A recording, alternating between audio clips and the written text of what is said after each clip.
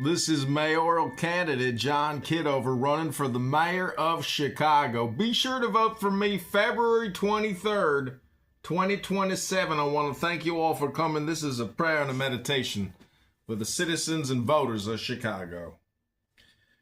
Do not let us speak here, Voltaire. Voltaire was not a wonder worker. He was the witty and eloquent interpreter of those on whom the miracle no longer acted. Everything in his work is negative. Everything was affirmative. On the contrary, in that of the Galilean, as an illustrious and too unfortunate emperor called him. And yet Julian in his time attempted more than Voltaire could accomplish. He wished to oppose miracles to miracles, the austerity of power to that of revolt, virtues to virtues, wonders to wonders. The Christians never had a more dangerous enemy, and they recognized the fact, for Julian was assassinated, and the golden legend still bears witness that a holy martyr, awakened in his tomb by the clamor of the church, resumed his arms and struck the apostate in the darkness, in the midst of his army and of his victories. Sorry martyrs, who rise from the dead to become hangmen, too credulous emperor, who believed in his gods and in the virtues of the past. When the kings of France were hedged around with the adoration of the people, when they were regarded as the Lord's anointed, and the eldest sons of the church, they cured scrofula.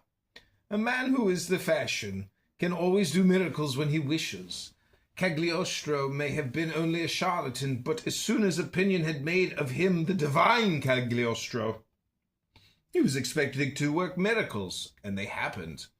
When Cephas Barjona was nothing but a Jew, prescribed by Nero, retailing to the wives of slaves a specific for eternal life, Cephas Barjona, for all educated people of Rome, was only a charlatan, but public opinion made an apostle of the spiritualistic empiric, and the successors of Peter, whether Alexander VI or even John the 22nd, are infallible, for every man who is properly brought up, who does not wish to put himself uselessly outside the pale of society, so goes the world.